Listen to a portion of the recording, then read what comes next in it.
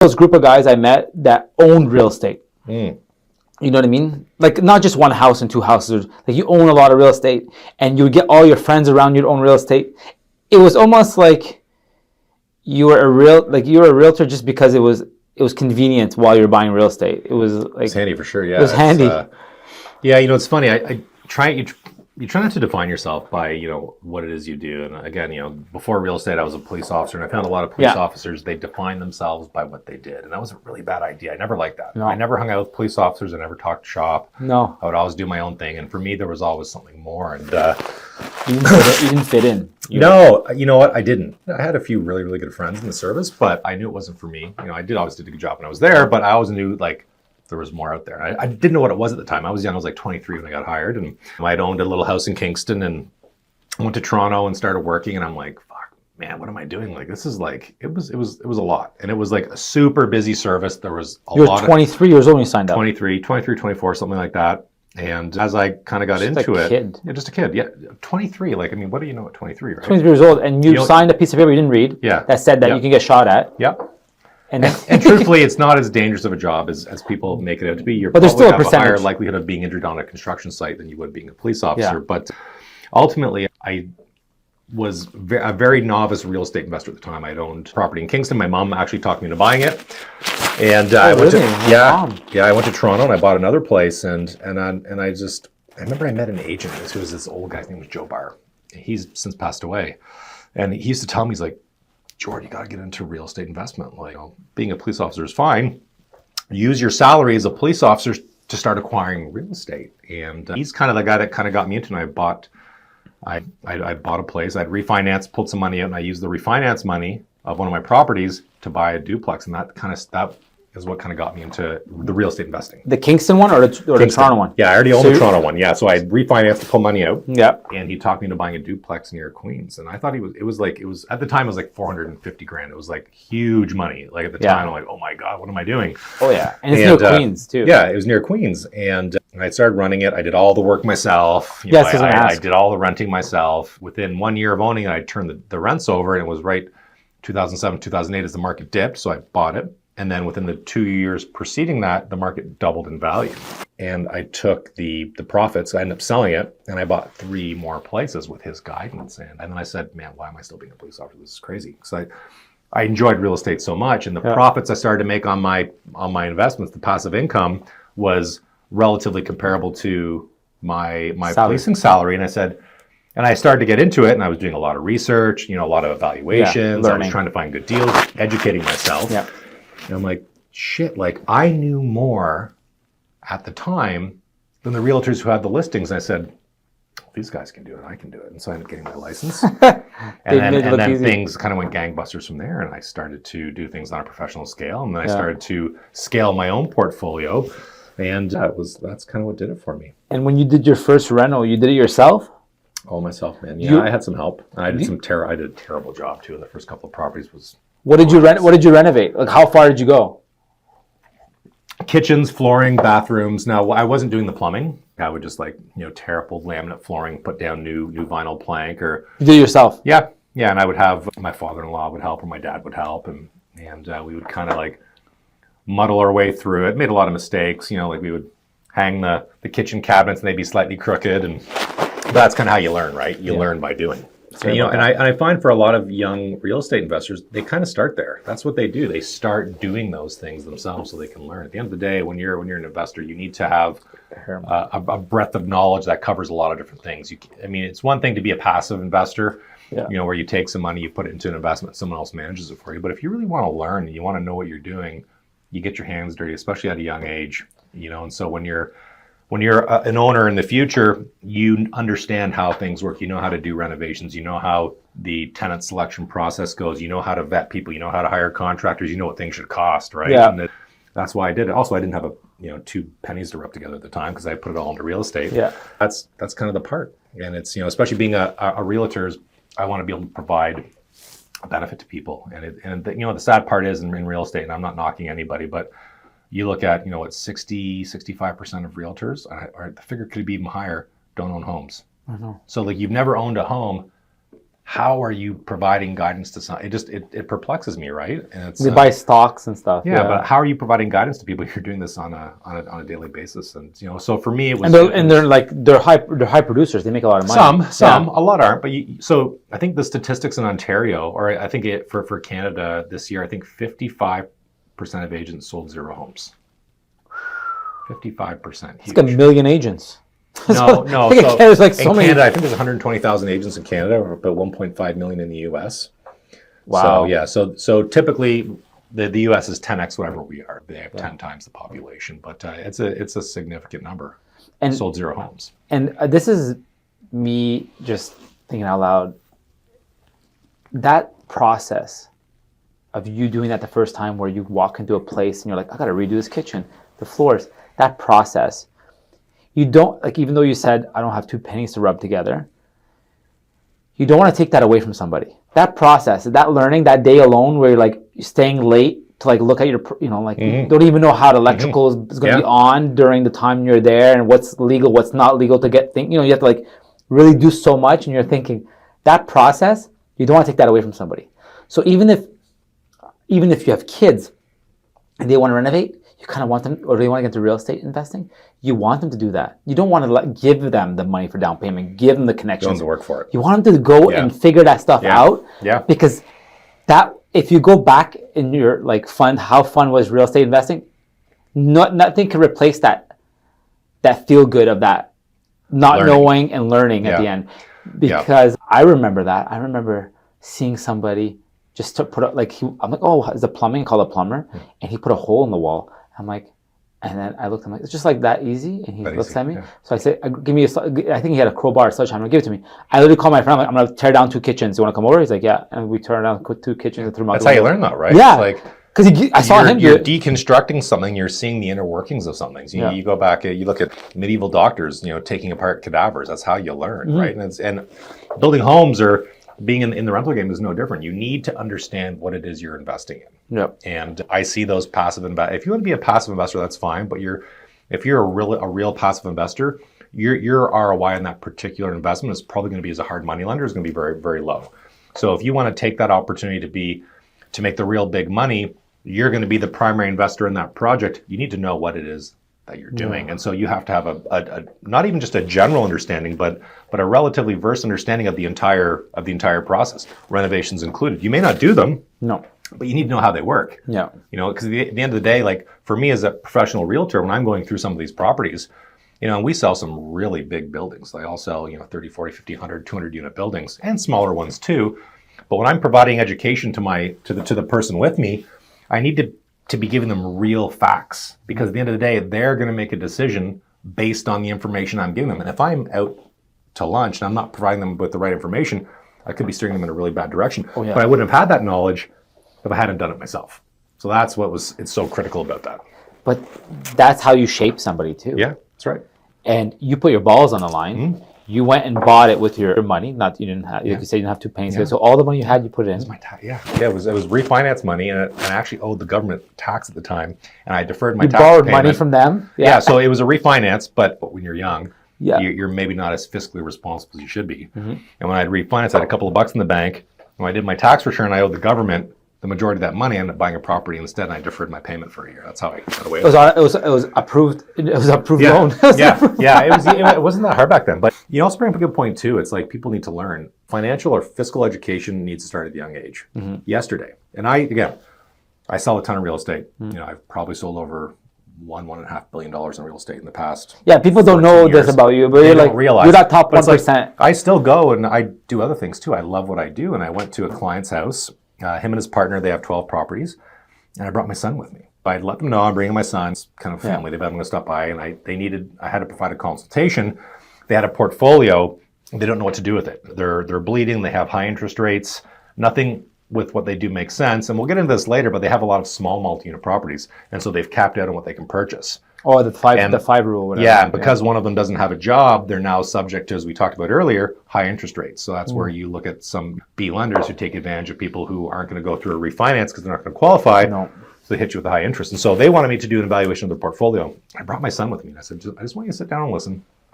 You don't have to say anything, but it's important that you understand what I do and why I do what I do. And so he sat there. I was there for an hour and a half, and I broke down their entire portfolio. I did a full evaluation on my Brrrrbot system. Yes. And I drafted a plan for them. This is what we need to do. We need to liquidate these 3 assets. We're going to take these 2 properties that are on the street that are adjoining property line, 3 units in one, 2 in the other. We're going to do a blanket CMHC mortgage, move it to the commercial, remove it off of your global debt servicing ratio, and we're going to restructure what you have. At the end of the day, it's probably going to take 6 or 7 months, but once we restructure what you have, we remove some of the cancer properties that aren't producing enough money, we put some equity back in your pocket. I'm going to put you in such a good financial position that we're going to get you away from the small properties into the big properties. And this is why we're going to do it. And then I broke down the ROI on all the properties and the bigger properties. And the guys were blown away. They're like, holy shit. Yeah, because he doesn't know this. He doesn't know these things. But I mean, he owns 12 properties between the 2 of them. And that's no small number, right? No, 12 properties, and they still, again, they have good knowledge. One's a contractor. They understand finances, but they don't understand the principles of leverage and how you really grow your money. And right? the rules and regulations behind financing, and how we can shift properties to a commercial mortgage and remove it from your credit report, perhaps going to credit unions as opposed to IBC or Scotia, which are great lenders, by the way. But it's obviously situational. But that's a good. It was a huge. A lot of viewers won't understand really quickly, but basically of what I just saw, like there's rules that when you said adjoining properties, so that went over a lot of people's heads. Yes. That's why I want to repeat it. Yeah. And you were saying that I'm going to sell you off these, let's say the 5 properties we're talking about. You made them sell 3 that were losing money, but there's equity in it. Then the 2 that you made them keep, you made them refinance as 1 mortgage because there's the MLI program. That's right. Because one is a 2 and one is a 3. It makes it a 5. You can refinance. And if they share a property line, sideways, backward, doesn't matter, then you can undertake some of those. And some of these deals go, this one probably didn't, but some of these deals go up to refinance 45 years to 50 years. 50 years, yes. But this one probably didn't do it because it doesn't. It would be a 30 or 35. Yeah, I think. 30, 35. Still, it's better than the 25 they have on it. Better than 25, plus the rates are 4.5 he's probably going to get. Yeah. So technically that person is going to have a better financial. They're going to be able to finance out more equity, and then use that equity to start acquiring more real estate. And he could have spent money and went to 10X program and not learned that, or he could have went to you and got that for free. Basically, you gave this all in front of your kid. Yeah. Your kid doesn't even know you just changed this guy's whole life. No, and it's funny. When we left, he was like, "Wow, Dad, that was like." That was really cool. It's kind of magical. I showed. If you don't know this, it's magical. Yeah, actually, yeah. And I showed my son the evaluation program. It was a couple of months ago, and he actually went through it and he nailed it. And I was like, wow, like it was. I was actually pretty impressed. But a point I wanted to mention. As we were going through the meeting, one of the guys said, he's like, listen, like, if I can refinance it maybe $800,000, why don't I just pay off these 2 properties and I'll have them I'll have them mortgage free, and I'll use that income as my salary. I said, well, this is the problem. Once you pay off one of your properties, you're losing a component of your ROI. And a really critical component of that is going to be your recapture. And so just so viewers understand. Yeah, we have to use like words. So when you look at doing an evaluation on a property, there are a number of metrics that we evaluate. My program evaluates everything. Yes, it's complex. But 4 of the really big ones, 5, one's cap rate. We're not going to talk about that right now, but we're going to talk about cash on cash. Okay, which is the first one, yeah. Which is the first one, which is before taxes, how much money am I making? We look at passive appreciation. So actually, no, sorry, we'll look at recapture. So recapture, principal recapture is how much of my mortgage is being paid down by the tenants. And then we break it down to interest and principal. Okay, so that's the recapture component of your principal. Then we have passive appreciation, so market value. What's my property going up year over year over year? It varies. It varies. You don't count on this as an investor, but you have it. Correct. We're good, yeah. Recapture and passive appreciation are metrics that we benefit on our exit. Yes. But then the 4th one, and one of the most critical, and this is the one that everybody doesn't think about, and everybody needs to, even before buying, if you own, is forced appreciation, optimization. Forced appreciation can end up being the biggest metric of your evaluation. And people often forget about it. They're like, oh, well, it's the reason why you renovated that when you were 23 years old. It's the reason why you're renovating. So when I broke this down for these guys, I said, listen, sure, we can restructure your portfolio and pay off your properties. But at the end of the day, if we look at your new ROI on your newly paid off property, because we're only looking at 2 of the ROI metrics, we're significantly reducing your ROI. And so my advice would be, because they're so young, they don't need the income right now, I would leverage it as much as I can. And instead of owning 1 property free and clear, I would buy 4 or 5 and mortgage them, because my ROI is now 4 or 5x'd across multiple properties, but I add in that recapture component. And that's really interesting, because you go from a 15% ROI in your paid off property to a 30 or 40% times 5. Yep. So when you start looking at the numbers, especially over a 10-year period, you're losing millions paying off the property at such a young age. There will come a time when you get to a point where you don't need to keep acquiring and you want to start focusing on your principal pay down or paying off your mortgage, because you want to live on the equity. But for young people, I don't recommend it. And that, we finished the conversation, his jaw was on the floor. He's like, holy shit. Oh, it's really good. Well, you did that in front of your kid. I know what happened, but that's why I want to make sure I explain to the viewers again, because when you said a very smart, a very niche things, that you were saying 55% of realtors didn't sell homes. Yeah. I'm telling you, probably 99% of realtors don't know this rule, that you're one of those rare realtors that know that the adjacent or the adjoining properties, because it went, you can refinance them as one property. As one, yeah. It becomes a commercial. They're blanketed, so you don't merge title, to be clear. So people aren't saying, no, they're not merging title. Just the mortgage is your blanketing. And I only know this. I mean, I've been doing this for almost 15 years now professionally, and I own 100 properties, and I've sold over $1 billion into, I do almost exclusively real estate investments. So I need to know these things. And I talk to guys like you, and it's, at the end of the day, you always have to be learning. I think a critical mistake people make is they think they know it all. And I will tell you, I learn things every single day, and I learn things because I ask fucking questions. Well, I ask questions I want to know, because the more I know. Well, you just taught me something big 20 minutes ago. I want to bring up. What was that? If a new built after 2018, September 2018? Yeah. After September 2018, anything you built falls under the new rental rules, where there's no rental cap. I'll confirm it's 18 or 19. I can't remember. Okay, confirm. Yeah, it confirmed 18 or 19. When you told me that, that's news to me. Yeah. Yeah. So a lot of people. So I'm still learning every day too. One of the things I do, especially when I'm acquiring property, we often take into account, and this is an interesting part of real estate investment too, is how do you value potential? The system I've developed actually evaluates potential. And so the way we do it is we look at current income versus, so income and expenses, current versus potential. And oftentimes when we're buying underperforming assets, there's going to be lift. So a unit's rented at $1,000, but it should be $1,700. So there's a 70% lift, give or take, in that one unit. Of course. Right? What the system does is we evaluate every single unit in the building. What is the potential lift versus what we think we can reasonably flip? What can we reasonably rehab? The program can determine it. And we put a value on that. At the end of the day, I always tell people, don't buy based on potential, but potential does have a value. And for a sophisticated or savvy investor, they often buy based on potential. You always need to buy based on cash flow, but potential is also another metric that we need to evaluate. Tell me about loyalty and how hard it is in real estate. Because as a broker, when you have good realtors, you keep them around, you're always friendly with them. But I want to know, as a realtor, getting another realtor as a... So really hard. I've run big teams. I've done the team thing for a long time. And oftentimes people, at some point, they feel like they're getting the short end of a stick. And what people, and I actually posted this a couple of days ago, what people don't realize is a mentor can either make or break you in your career. A really good mentor can take you from nothing to taking you to be a top producing person. And what that person who's on that journey doesn't realize is the time, energy, and effort that goes into cultivating you. It's a huge commitment. And I have cultivated some phenomenal realtors. And the energy I put into them, I never get back. What I get back is a percentage of their commission for a short amount of time. 22 months on average? Yeah.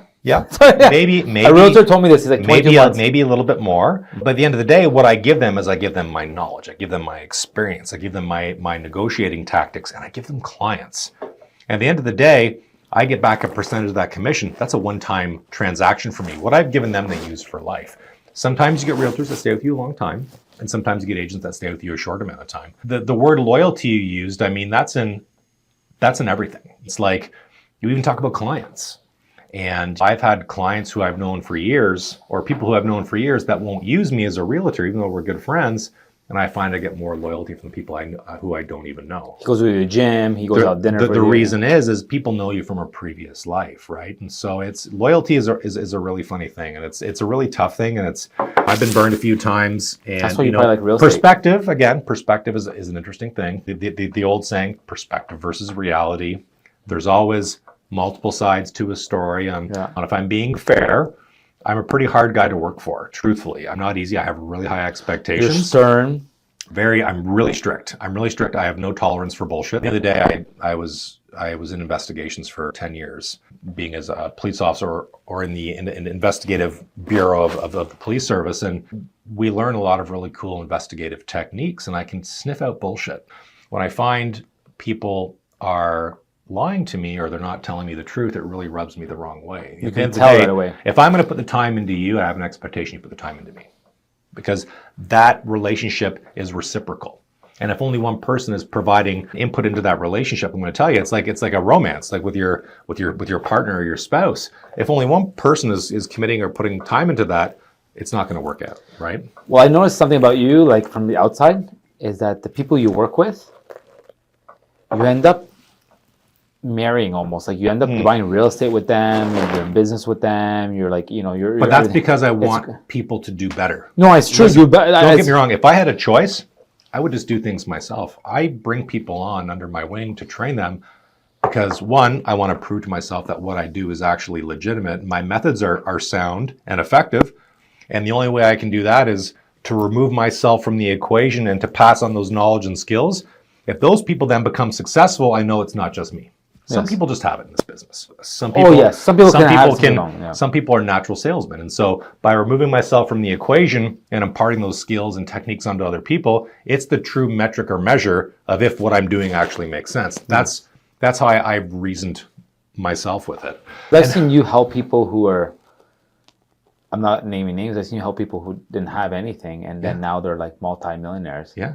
Or they turn their backs on you pretty quickly. And the same person. And they forget. The same person will turn their back on you, and you're just like, I think these people are worth like half, like nothing. But again, it's... But it's not but at the same time, it sounds kind of like childish to say this, but at the same time, they probably don't like the hard work, the cracking whip you probably did with them, but that's what you needed to do to get those properties and get that money to get, and also what can come out of it. It's like like if I just push them a little harder, they're gonna make a little bit more, and we're all making more, then they're gonna be happy and I'm gonna be happy. Yeah. But they don't see that part. They just think you're cracking the whip, you're being an ass. Yeah. But you're trying to build this whole thing. My team meetings were tough. Like we would go into the team meetings and we would do a round table. We would talk about the statistics, what's going on in the market, recent sales, what you've been doing. And I would always ask them, okay, guys, what did you do last week? Break your week down to me. How many doors did you knock on? How many phone calls did you make? How many deals did you write? And then as soon as I would ask the question, people would do this. Yeah, but they would just hope I would ask somebody else. I'm like, hey, give me what'd you do? And they're like, oh, well, I was busy. And they would start naming things off. I'm like, well, those are things you did a month ago. Mm-hmm. What did you do last week? Oh, they thought that you wouldn't keep track about the week before. And then I would say, guys, listen, you're wasting my fucking time here. I told you guys you need to do these things. And listen, I'm not doing it because someone did that with you. I'm not doing it because I'm benefiting from it. I want to see you be successful. I will tell you, the stress that they exhibit because they're not busy or they're feeling financial pressures, it's imparted onto me, and I'm feeling their stress and their pressure, and I'm like, I don't need this. Last thing you want to hear is someone say, I didn't make money to pay rent. Yeah. You feel like, you didn't make money. And then I'm like, okay, all right, I have 3 listings coming up. I may as well put Sally on this one. I'll put John on this one. And that's like, I just start giving away money to the government at that point, right? I'm like, what am I doing? You're giving away money to whoever. But it's like, and that's one of my flaws, right? And I start to help people and they don't learn. Sometimes you got to burn. Did somebody do that with you? Did you have a mentor that had that with you? Because you must have learned this recipe from somewhere. Yes and no. Probably my parents. My parents were always big on helping people. Okay. My mentor was my old partner, Louis, who was phenomenal. Just a brilliant realtor. Yeah, he's a great guy. He's everyone's sweetheart. Louis is great, and we own property together. And that was a good partnership because he's not cracking whip guy, but everyone liked him. Yeah. You were cracking whip guy. Yes. Do you know what I mean? It worked out well. So it was a really good partnership did, because you need always, like, there's always a good guy. Good cop, bad cop. Good cop, bad cop. Yeah. So he was good cop, bad cop. I was like, oh, Jordan, he's such an asshole. Like, Louis, what do I do? Like, Jordan's all over. And he was good on it. It worked out well, yeah. He could smooth everything out. Everyone still loves his stuff. Yeah, Louis is phenomenal. But he really where Louis helped me and was looking at real estate a different way. I came from the policing background, so I had that. It's funny, people still say, like, when I meet them, are you a military cop? I'm like, no, I'm in real estate. But just there was that authoritative. You do look like a cop already. Well, just so you know, that's why you got hired at 23. You're probably this size. It's just that authoritative air that I fortunately had. It intimidated a lot of people, and it's one thing Louis told me, and I hate to break down to a really silly Chinese proverb, but he's like, you need to be like a reed blowing in the wind. Yeah, right. And I was like, oh man, that makes total sense. He would say that? Oh yeah, and so I tell people it still is this, but it made total sense because I was so rigid when I first started, and I'm like, fuck you, this is how this deal's gonna go, and I would almost take it a little personally, and it's just like, he's like, no, at the end of the day, you're representing the client. Yeah. So remove yourself from the equation. You need to do what you need to do for the client. Yeah. They want to buy this property. You just need to make sure that they're doing what they need to do, and they're taking on some of your advice, but the decision is ultimately theirs. Yes. But he's like, you need to stop being so aggressive with other realtors, because I used to be very confrontational and aggressive. And he's like, no, you need to stop that. You need to be friends with them. Relationships, and that's what Louis taught me. It's like, relationships are going to be the fundamental foundation of business, period, is developing and maintaining, more importantly, really good relationships. And if you're able to do that, the deal that you just did that was really difficult becomes a hell of a lot easier when you do it again, because you have that relationship where it's like, hey, Danny, it's Jordan, how are you? How are the kids? How's your wife? All great. Hey, listen, I got a guy who wants to buy a property. Yep. I'm not really quite sure where he's going to come out. We went through. Looks like there's some water in the basement. Like, honestly, like, listen, check it out. Is there something that we can do here to get the deal done? And if we didn't have that relationship, you tell me to go pound salt, but because we have a good relationship, you've heard of me, I have a good reputation, there's a higher probability that I can get that deal done. At the end of the day, I'm not going to be in business if I can't close deals. Where in chimps, or maybe it's Jordan Peterson said this, in chimps, it's not the strongest, or let's say the more strict, that's the leader. It's the one that like everyone likes, because he's the one who like massages everyone, or picks like ants out of their back, or like picks bugs out of it. It kind of makes sense. Yeah. Who like helps groups his friends. That's the leader, because the second you're like a dictator, dictator, people don't like that. They turn on you the second you're weak. Yeah. So the second you left for like whatever that month was, they turned on you. Yeah. Because interesting. Yeah. It's funny how it's a good point. It goes back to that. Yeah. It's the person who's like, you cut your friend's hairs, I guess. The people are like, cuts my hair, he's my friend. Yeah. You know what I mean? Yeah. And people, even if they don't like you, this is a weird thing, but even if they don't like you, but you're a nice guy, which is not the right thing. So you shouldn't be friends with that person who doesn't like you. I'm not saying go ahead and be friends with that guy who doesn't like you.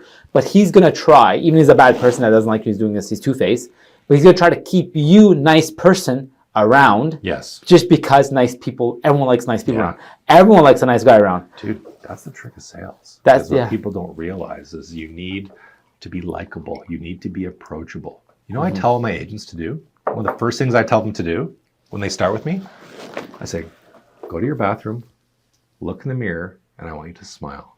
Yeah. And they laugh at me like, what do you mean? I go, smile. Just smile. Just look in the mirror and smile. And they're like, why? Because when you smile, you bring down people's defenses. Oh, yes. It's funny. I had one guy, and it was an amazing person.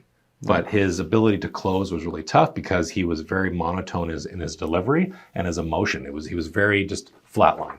I told him to start smiling. Go in the mirror and smile. And he literally 4 or 5x'd his conversions in the next 6 months just because of a smile. Especially door knocking. Because people would open the door and he'd be like, hey, what the fuck do you want? And he'd be like, hey, my name's Sam, how are you? And they'd be like, oh, hey, Sam. Just like, it lowers people's defenses. And once you lower the defense, it creates an opportunity for you to get in with them. Of course. And for you to introduce yourself. Smiling's important. I was taught this a long time ago by, I don't know if this is statistics or someone taught me a long time ago, that smiling makes your attractiveness go up. Because if someone's in high school, if you're a smiling kid, everyone likes a smiling kid. You know what I mean? So the kid's always smiling. Even if he's a 5 or 6, he becomes a 7 or 8 because he's always smiling. He's approachable. And you're showing your Approachable. your teeth. Looks like he has a personality. Yeah. Yeah. So they think he's more attractive because he's smiling all the time. So if you're not very good looking, but you have a really good smile, it adds points. Or you have a personality. You have a personality. Funny, use it. Yeah. At the end of the day, sales is persuasion. And persuasion is a really interesting thing. I've done a lot of research on it, done courses on it, I've done videos on it. Persuasion, people often think persuasion is trying to fool somebody. And that's not what persuasion is. Persuasion is simply understanding a set of circumstances or facts and putting it in a way that you can present to somebody that's easily digestible in an effort that they understand your point. And then they can make their own informed decision at that point. It's persuasion is many things. There's many different ways to frame a message, and each framing is a different method of persuasion. And I mean, we could do a whole video on persuasion, but it's like how you conduct yourself, the tone of your voice, the inflection, how you stand, your smile, your body language is all a component of persuasion. And you have to, having just one isn't necessarily going to work for you, but you need to have everything as a package in order to get your message across. And so that's one of the things that I would teach, and it would be a weekly thing we would teach, is how to persuade, how to present your message, what to say, what not to say, what to lead with, what not to lead with. And it's like it's trial and error. I've been doing it for so long right now, and it's trial and error. Conversation and that's also part of the policing background too, right? Like in all those investigative courses I was on, a lot of what we did was all about de-escalation, right? When you did those courses, that was because investigation on potential crimes, suspects. Suspects. You're interviewing, and it's at the end of the day, we want to bring down the barrier. Yes. Right? Any way possible. We want to become friends with people. We want to become likable. We want people to help us. And if we're very rigid and tough, we're not going to be likable or approachable. And there's a whole thing with that. There's like offering them something to drink, asking them like how their day went, like something super small. And then they start thinking you're their buddy. Yeah, that's right. And then they're like, oh, my buddy? Okay. He's a nice guy. He's a nice guy. Then the last is asking for help. Hey, listen, I'm trying to get this solved. I'm trying to figure this out. What do I need to do? Hey, I have a client looking for a house. We're trying to find something. Are you interested in selling? Or, hey, do you know anybody else in the neighborhood? Could you give me a couple of names or some phone numbers? Like, do you talk to your neighbors? Like, it's asking. Do you know 95% of people, if you ask them for help, they're actually willing to help you? 95%. Yes, very successful people love that. Yeah. If you contact CEOs or you ask them for help, there's a science behind it that they think that by helping you, they did a good deed. Like I've given you, I did a good deed, like because everybody wants that good karma. So when someone's like, I need help, okay, what do you need help with? Not I want money, I need help. And you're like, okay, what do you need help with? Yeah, it's interesting, isn't it? Yeah. It's interesting. Yeah. The whole science behind sales. Yeah, I love it. I love it. I just never thought there was. Well, this is what my problem is. A lot of people, like you said earlier, it's not sleazy. Sales is not sleazy, but it's got a bad name because they, the used car salesman stuff. But it's not. I think it's a little bit of an art to sell.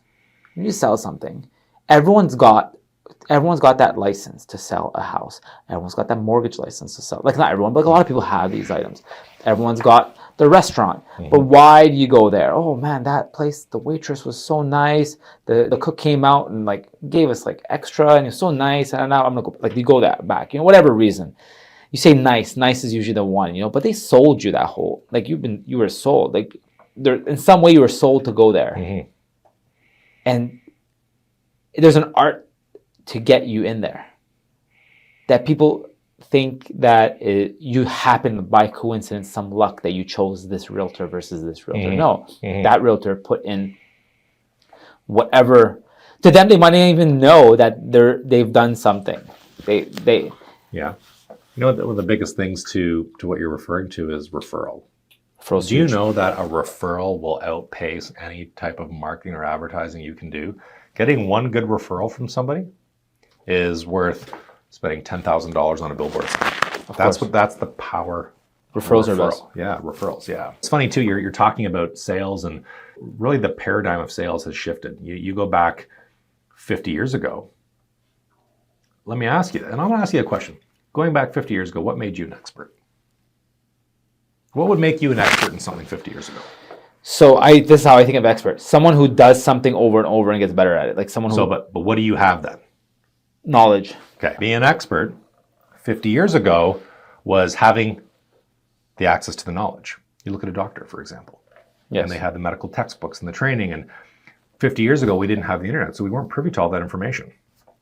And what we've seen now is we've seen a shift in what really makes people an expert now. And the reason is because no longer does just Danny have the information on how to be a really good mortgage broker. Now everybody has it. You now see a shift in the access to the information, to something interesting, to the curation of that information, meaning the being able to break that information down, sort through all the white noise, and cultivate the important points to present them to your clients. So no longer is having access to the information making you an expert, it's being able to curate that information and break it down so it's easily digestible and then pass it off to your clients. And that is what now makes you an expert. You look at the sales funnel 50 years ago, and you look at that funnel as a triangle, and the top part of that triangle was your introduction. The middle part of the triangle, 80% of it was relaying all the information on the product, and then the last 10 or 15% was the pitch, right? And now what we see is we see that triangle shifting, and the majority of the whole triangle now is all about relationship building. Why? Because everybody has access to the information.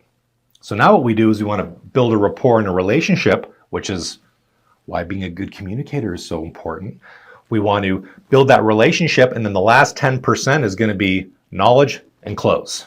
Or 15%, yes, whatever it might be. It's so funny in the last 50 years how we've seen such a shift in the paradigm between experts and sales and what makes someone really good and what makes someone not so good. It's just, it's fascinating. And knowledge is important. That's all tied into persuasion and how we use persuasion and how it's changed over the past 30, 40, 50 years. And the way you said it was, I hate to say it like this, but like dumb it down. You said to remove the white noise. But when you dumb it down, yes, that's right. People love that. Sure they do. If you use like accounting words or financial words, with guys are just like, oh, but you just dumb it down, like money, that you bring it down to it like. So you probably don't realize this, but what you're referring to is a framing method of persuasion. Yes. And it's called mimicry. Yes. And so what you want to do is we talk about the consumption and the curation of information. We then take it and we bring it into a more digestible form, and we mimic the person we're speaking to.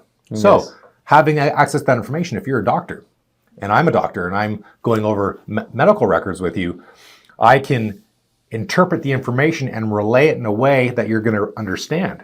But if you're a farmer and you've never gone to school, I'm going to relay it in a way that you understand. I'm going to mimic you. I'm going to mimic the way you're sitting. I'm going to mimic certain inflections in your voice. I may even copy certain words you use because I want to create a level of comfort. I want to build that relationship with you. And that is kind of what you need to do. And it's so funny because you said it, but you probably didn't even realize it was a component of persuasion. It was a framing tool. I've always spoken that way. Yeah. Yeah. You have to. You have to. I've always spoken that way. It's weird to explain it because you're catching it because you are in the business. Yeah. But I've always spoken like this. And people, I don't know, I never had problems making friends, I guess. So people like me for it, I guess. It also shows that I'm paying attention to what you're saying. So what you're talking about is another method of persuasion. It's where you start to repeat certain words or phrases, and it gives the person you're speaking to the impression that you're really listening. I am really, yes, exactly, which is important. Yeah, it is important, isn't it, though? Yes, it's important. Thanks for doing that. Also the knowledge. So when you have a lot of knowledge, you spoke about knowledge. That's good. So you spoke about knowledge, and to have charisma, you have to have knowledge, but you have to be approachable. And confidence. And confidence. Yeah. Confidence. But that approachable, confidence, there's these two components, because you can't have, if you're too knowledgeable, they'll think of you as a know-it-all. If you're too approachable, they'll think this guy's too goofy, not fun. Yeah. But if you can mix that perfectly in the middle, that's a man or a woman of charisma. Yeah, that's right, yeah.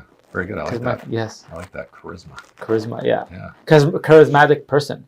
Because everyone doesn't like a know-it-all, and everyone doesn't like someone who's too goofy. Kind of like nobody trusts the too goofy guy or too nice, approachable guy, because he doesn't know what he's talking about. Or the guy that's the Poindexter and that's the You got to have both. That I forgot where I saw that, but it's good. I like it. The combo. I like it. Yeah. People like that. You should. You know what? Something you would really like. I don't know if we can put a link into this.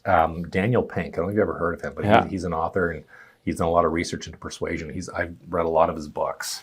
And he's the guru when it comes to sales and persuasion, and he talks exactly about what you're referring to. And the best part is you can do this on a masterclass. Really? And it's we're creating a video series right now all on persuasion, and a lot of it is picked apart from people like Daniel Pink, who's brilliant. And it's really, and it's funny too, because it's not just about sales. I mean, persuasion is you and me shooting the shit in the lobby, talking about what's going on all over the world. And you're like, holy shit. Like it's, I love it. It's like, but it's like, we use persuasion at work. We use persuasion at home. We use persuasion with our kids. We use persuasion in relationships. Shit, we even use persuasion when we're ordering a fucking pizza. Like we're always persuading, and it's not a bad thing, right? It's about trying to get our point across, right? Or when you're on the phone with a customer service person because you've had something happen to one of your products, or your flight got canceled, or whatever it is, you're using methods of persuasion, and the people who are a bit better at it typically benefit from it. Yes. So it's like, it's good to have a general knowledge of persuasion regardless. I've always been lucky with that. So now I'm thinking it's not me being lucky, it's my personality fits well with. It always happens where I just, like if I'm a customer service, tell them the truth. Yeah, my bad. I was just too busy to do something and I didn't do it on time. No problem. Okay, here, I'll give you an extra month. Okay, no problem. Or I was leaving a parking lot the other day at the museum on Family Day, and it was broken. The machine was broken, and the guy was out there freezing. And he was, this is funny because I use the way I speak, because I'm also very not shy. So I'm so the guy's sitting there freezing. He's like, I'm here because I got called in because the thing doesn't work on Family Day at the museum. So the busiest day of the year, he's out there freezing, trying to figure out how to get the parking lot to open back up when you're leaving. So while the guy's trying to figure it out, I'm like, oh man, don't worry, don't stress. This always happens to me. It's probably gonna end up being free for me, right? He's like, yeah, like I don't know what's going on. It's been fine until now. I'm like, okay, no problem. Like, tell me what you want to do. That's funny. I'm gonna let you out, because I put that in his head, saying, obviously, I'm not gonna sit here for 30 minutes while you're figuring out your machine. Like, just figure it out after I'm gone. But I wasn't mean to him or anything. I was just like, this happens to me all the time. It's obviously gonna be. But there's a reason for it. So if it's a consistent pattern, then it's obviously the catalyst of whatever it is that's happening. Yes. Yeah. So telling him this always happens, he's like, oh, it's gonna happen again. I don't know what it was, but this actually always happens to me. And he's like, yeah, for sure, I'll let you out. And I'm like, here's a chocolate bar. Like, I had a chocolate bar I was gonna eat, and I'm like, here's a chocolate bar. Like, I was gonna eat the chocolate bar. Like, it was for me. And I'm like, here's a chocolate bar. So I'm like, you're freezing out here. What kind of chocolate bar was it? It was one of those keto chocolate bars. It was a keto. You're like, fuck, you took it. I was like, oh. No, yeah, I have a box at home. It was supposed to be, mine behind the kid's back, so I was gonna eat it. And then he got the chocolate. But I didn't do it because of it. I didn't give, like, I saw a cold guy outside, and like I was gonna give it to him, and I'm like, compassion. Yeah, compassion. I'm a sucker like that. If somebody says to me, I'm hungry, I shouldn't say this, but I'm a sucker. If someone says I'm hungry, I always like say, oh, I'll feed you. Yeah, like you should though. That's being a good human being. There's nothing wrong with that. Let me ask you a question. What's luck? Luck is being at the right time when opportunity shows up. Being at the right place, the right time when. So interesting, and I'm not going to argue it. I don't believe in luck. I think, and we talk about choice, and you brought something up that's really interesting. This applies to every aspect of our lives. Yeah. But you say they made a bunch of bad choices. What if you'd made a bunch of good choices? Well, people then said, oh, Danny, you're lucky because you made good choices. In my opinion, what luck comes down to, it comes down to someone's ability to recognize opportunity. But not just recognize that opportunity, capitalize on it. That's what makes a person lucky. Seeing potential in something. So many people don't. And I would ask you another silly question. Where's the richest place in the world? The richest place in the world? Where is the richest place in the world? Easily, like, if I'm beyond wherever your family is, like, that's what I'm thinking. Good answer. And it's a bit of a loaded question. It's not a fair question. And so the richest place in the world, is, in my mind, is a graveyard. And it's all those people who have died with hopes, dreams, and aspirations, and they've been too afraid to do anything with them. They haven't capitalized on an opportunity given to them, right? And they've made a different choice or a wrong choice, or they've made a choice that was done out of comfort as opposed to the choice that they should have done to further themselves. And that's what really breaks down the difference between someone who's really successful and someone's not. Is one is the ability to recognize opportunity and capitalize on it, but more importantly is to understand failure and to fail. What makes someone successful is not hitting it big. No. What makes someone successful is failing. Not only that, probably failing repeatedly, but getting back up and they keep going. So you put all those components together, and that's what separates people from being really successful or really not, or being homeless or being, wealthy or being comfortable, whatever. It's the choices we make and the ability to recognize opportunity and capitalize on them. Interesting. Yes. Yeah, luck is like that, eh? It's exactly opportunity. Yeah. When you capitalize on when you strike. It's kind of cool. And you said graveyard. I forgot what it is, but that was a loaded question. The graveyard has the most dreams. Yeah, dreams, went to nobody. Hopes, aspirations, all squandered, or people were too afraid to do anything with them. The most are in the graveyard. Yeah, the graveyard, man. The graveyard, yeah. You know how much knowledge is in there that didn't take advantage of it? That's the point. Yeah. Brrrrbot.ai. I got to tell people, because I got to tell my side of why I want to talk about it. Brrrrbot.ai is something that Jordan created. A lot of people want to get into real estate, okay? And then they don't really know how, okay? So they talk about words that they don't even understand. Some people mention cap rates and forced appreciation, ROI, and yada. Okay. With your app, a nobody with no information about how to invest in real estate can go and do that whole thing you said in the beginning when you're 23 years old, okay? This is for that 23-year-old new investor. He or she wants to get into investment. They saw a duplex around the corner or a bungalow that could turn into a duplex around the corner, and then they're like, how am I going to do this? They can't ask their dad. Their dad's a professor at the university. They can't ask their mom. She's a nurse or whatever it is. Like, they're not really professionals. By downloading an app, okay, they now have access to this professional number to tell them if it's a yes or no. That easily. It's that easy. It's that easy. And it's funny, you mentioned, when I first got started, nothing like this existed. No. There's software out there right now that people use that undertake relatively rudimentary valuations, but they're very static. It's on purchase only. And what I did is I started getting into real estate. I was lucky in the fact that I saw an opportunity, didn't really know how I was going to execute it, but I just rolled the dice. I took a chance, right? Back in 10 caps, though. I took a chance. It was a risk. Unfortunately, when I did it, it wasn't even a calculated risk because I had no fucking clue what I was doing, right? I was just guessing, right? And so rolling the dice, right? And it worked for me. It changed my life. I've been doing this for so long now. One of the big problems I find is that when I'm trying to educate somebody, one, there's only so many hours in the day that I can spend with you, but it's hard for people to understand how I think and why I think something's good. And when you break this all down, what people often go to is napkin math. You've heard of napkin math, right? Of course. You're at the diner and you pull out the napkin and you and your buddy are spitballing numbers. You're doing a really basic breakdown of what that property could be worth, but there's no consistency in what you're doing. It's napkin math, right? And you're not using proper numbers. You're using fictitious mortgage amounts. I'm napkin to fit my family. Yes, napkin. Or people use Excel spreadsheets. But the problem is with an Excel spreadsheet, especially if you're going to be bringing on partners, you ain't going to be selling anybody on an Excel spreadsheet. It's like, let's look at Chinese. It's like, I don't understand anything. Yeah. So what I wanted to do is I wanted to develop a system that was it's a little bit complicated, but we train you on the system. So we have a lot of training videos on how to use it. And what we do is we help people analyze a purchase. When you get into forced appreciation, your value add is on improving the property's value and then remortgaging and taking the money out. And so what the program does is, I shouldn't say it's simple, but it is relatively simple. It analyzes your purchase, everything you need, how much money you're going to have, what it's going to take. Then it spits out a report. These are the metrics on your property. Okay. Then on the next window, you can talk about all the improvements you want to make to the property, okay? You can input in new rents, you can input in new expenses, you can estimate costs on improvement, okay? Why we do that is because the system then takes the data from the first page, takes the data from the second page, and what it's doing is it's analyzing your ROI. So it analyzes your ROI on purchase, which oftentimes is low because you're buying an underperforming asset. It then looks at the improvements you've made. So you're going to see an increase in your ROI.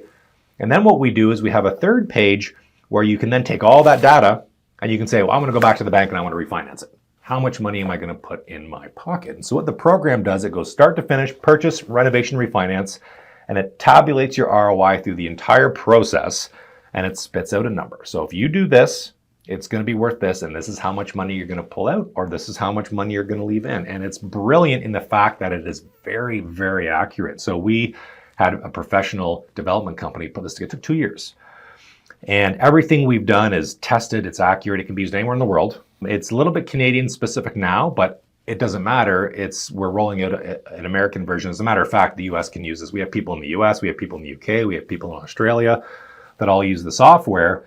And it really lets people see the entire picture of an investment. That's been the problem, is if you don't have a lot of experience, you're relying on somebody else to tell you what you can do with something.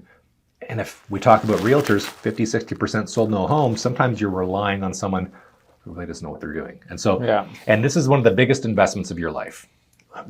Gary, I'm telling you right now, it is probably the biggest investment of your life, and it will make you or it will break you. And I see all too often it breaking people and ruining them because they don't have the proper guidance, they don't use the proper software, and they're doing napkin math. We wanted to get rid of that. So we built this really, really cool system that undertakes all those calculations for you. And the best part is, I use this, I send this to mortgage brokers. So I'll evaluate a property and I can send it to you right now, Danny. I can hit a little button called share. It goes right to your cell phone. And if you want, you can open it up and you can import all of my raw data into your own system. And you can do the underwriting yourself in 2 seconds. So there's not a duplication of data. So we built a really cool collaboration feature. If you are doing joint ventures, that you can bring in your partners, you can bring in your brokers, and you can all collectively and simultaneously undertake an evaluation. You're all on the same page. And it is game changing. It's we have a really cool portfolio management function coming. They'll probably be launched next month, where if you do buy a property, you can upload it to your portfolio, and then we start tracking your net worth. And that's cool. Yeah, so we build in your amortization schedules, and then we notify you when there's an equity opportunity on your property, which is awesome. Refi, right? Yeah. I always tell everyone to refi on their 50 year. Refi. And there's an artificial intelligence component that's being built in right now. So right now it's in the data learning phase, where it's going to learn the specific requirements of each individual user. And what we're trying to do is we're trying to speed up the evaluation process, where when you start to import properties, it's going to start to undertake evaluations for you based on previous metrics that you've put in and other people have put in a similar geography. All your information and data is completely confidential, but it might come down to what's the rent for a 2-bedroom or a 1-bedroom or a 3-bedroom cap rate in that area. In the area, cap rates. And the system's going to start to undertake those evaluations for you and start sending you notifications on properties that get listed that may be of a benefit or an interest to you. So it's again, those are all future that are coming out, but it is the most comprehensive software in the entire world right now. It's literally changing people's lives. And I'm using this even as a realtor. It's funny, what I'll do is I'll take someone else's listing, I'll get the data, I'll undertake the evaluation, I share it on my social media. Yeah. And then people open up like, holy shit, this is I've sold, probably 7 properties in the past month that weren't even my listings based on evaluations I've done. It's genius. It's genius. And it's like, why wouldn't you? It's $20 a month. That's what I was going to say. Like, it's $1 million app for $20 a month for a guy who just started in real estate. And when you're buying a property for $500,000, what's $20 a month until you figure it out? Yeah. We spend money on the stupidest shit as realtors. And it's like, you need to spend money on something that actually puts money in your pocket. Yeah. So again, everything you do in this business or in life, there's an ROI to that. You know how many realtors don't know how to calculate cap rate? I know. Well, again, we're talking investment real estate. It's a niche aspect of real estate, but return on investment. Well, not really. A duplex, like a lot of guys in their early 30s, or a lot of guys and girls, early 30s, mid 20s, people like buying real estate. Yeah. I'm seeing it. They want to buy. Topic of conversation. Yes. People are talking about it. People love buying real estate. They're like, you could rent it, but they don't understand. So you mentioned cap rate. I got people who own millions of dollars are like, Danny, how do you? I'm like, in or out of the city? I'm asking them questions back, and they're like, what do you mean? No, like how do I calculate cap rate? I'm like, what? No, there's a cap rate number. There's a cap rate per area depending on what kind of property. Like, I'm trying to explain it further.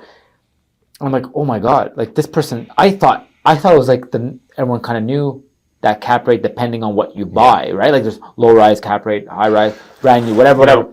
It's funny. Like, I'm not trying to give everyone your secret sauce. No. Have you seen our software? Just off the website. So this is the dashboard. Sorry, this is the properties page. But in the dashboard, so this is the secret sauce here in Brrrrbot. That's the function that does all of it. But we also have a cap rate calculator. So if you're on the road and you're a realtor, you just want to bang up the cap rate quickly, you can do that.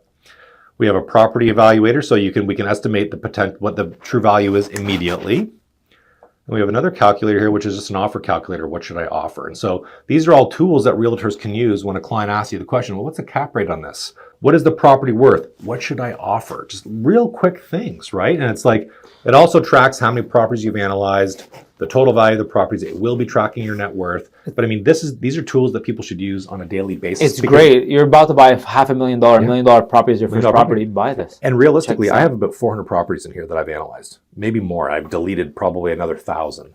You will analyze 20 or 30 properties before you make a purchase. Which is the right way to do it. Right. And the other thing too is, as a realtor, you don't want to waste your time.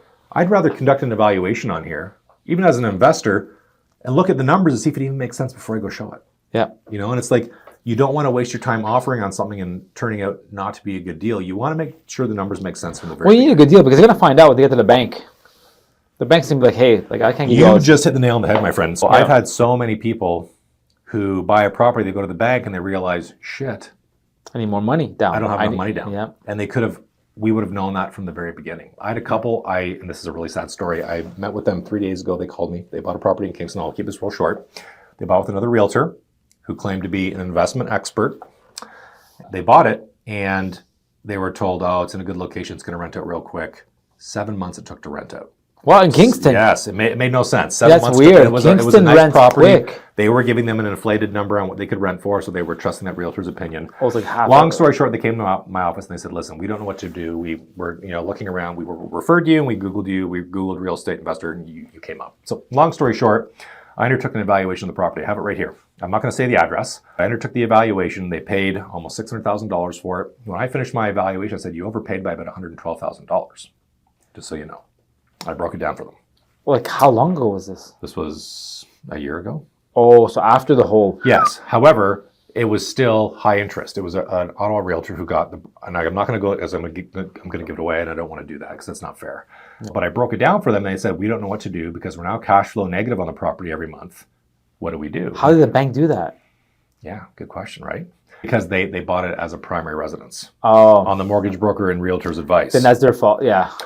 But they were getting professional advice, Danny. That's the problem, right? Like, if they got this, they wouldn't have to rely on they were getting bad advice. And so I broke it down. And I said, listen, you're over leveraged on it. You're now almost in a negative equity situation. And they're like, well, we want to buy something else so we can debt service what we're losing here. And so I went to the property. I said, no, like, part of what I have to do too is talking people out of things.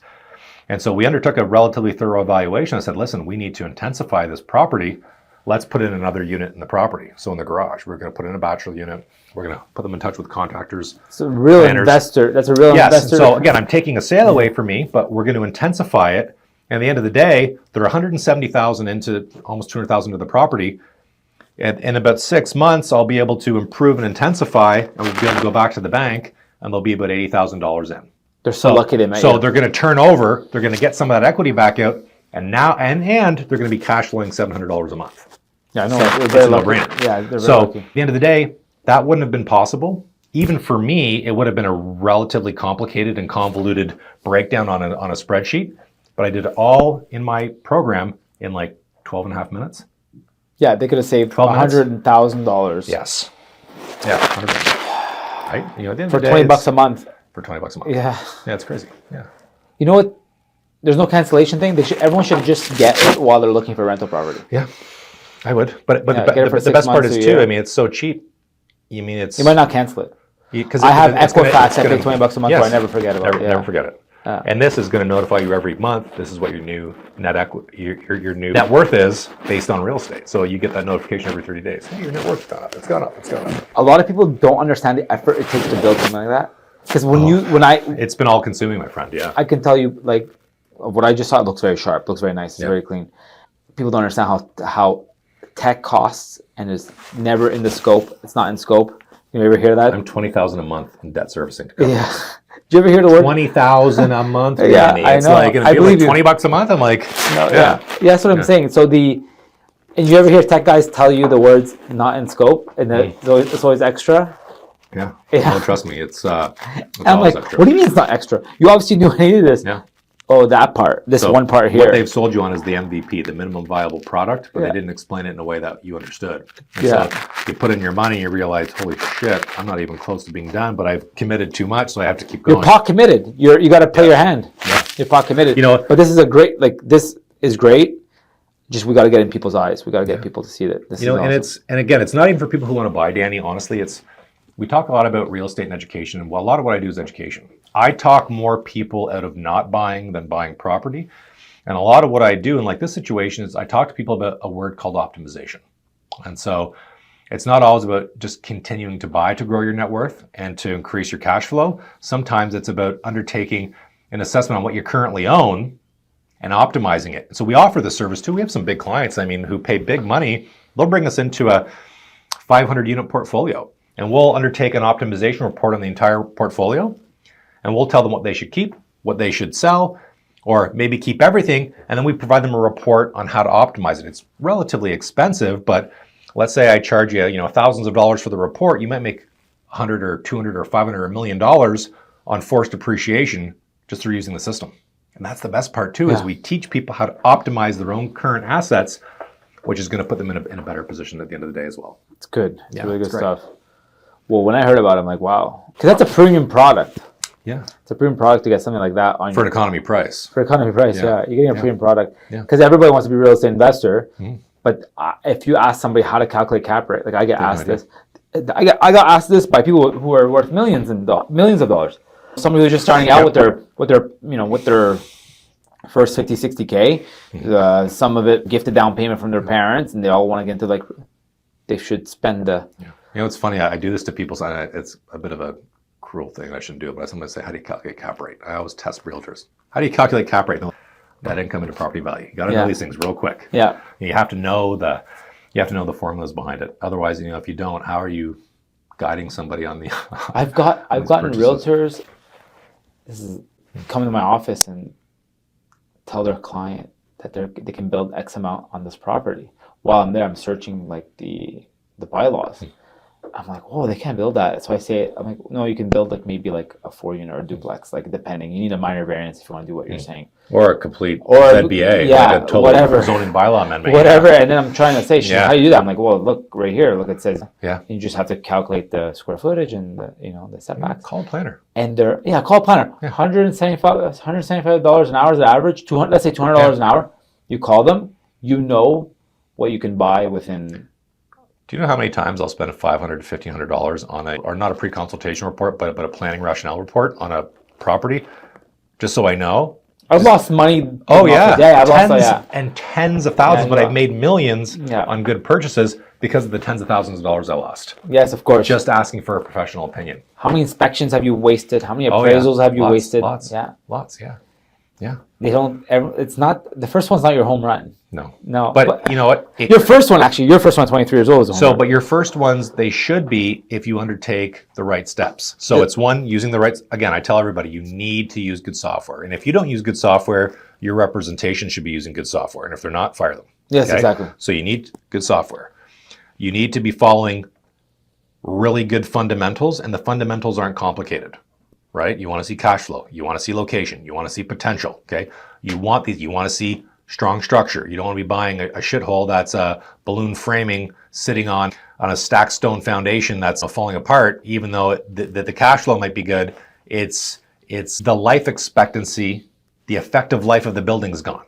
So it's a bad buy. Right? So, but you can get all these things using good fundamentals, using good software, and more importantly, surrounding yourself with a good team and bringing on a good mentor. Yeah. And a lot of these things you can do that don't cost you anything or very little. And, well, we're lucky because you mentioned earlier knowledge, knowledge. I think there's a lot of knowledge information out there. You can search anything you want. But it's understanding it, though. That's of course, part of it. You're right. So hopefully our next generation, this is the generation now is growing up in the knowledge and an information age. The information age. Hopefully the next generation grows up in the knowledge, knowing what they're learning, because now it's curation of the information. There's just so much information.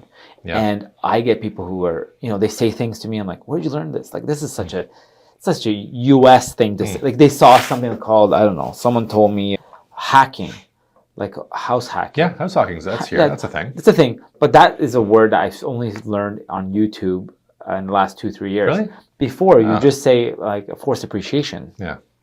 So house hacking is when you buy a property you live in and you rent out a component of it. Some people say house hacking is buying a triplex and living in one unit. I don't agree with that. In my mind, house hacking is buying like a single family home. Like a bungalow, primarily, turning your, yeah. and living in one bedroom and renting out 2 other bedrooms, and then maybe converting the. Is that what basement house into- hacking means? Yes, to me that's what. So I actually 'Cause I wrote a really cool manual on this that we give out, a guide. But I mean, people have different interpretations of it. But ultimately, you're living in one part of your purchase and you're renting out the other. That's house hacking. I always thought house hacking was like you put an in-law suite. That's house hacking. No, that's living in it and using the income from using the rental income to pay for your cost of living. But building it is house hacking. So what I mean, like if you or buying a single family home, a 3-bedroom home, you live in one, you rent out 2 bedrooms. That's also house hacking. I didn't know that. Yeah, To me, that's roommates. that's house hacking. That's student rent.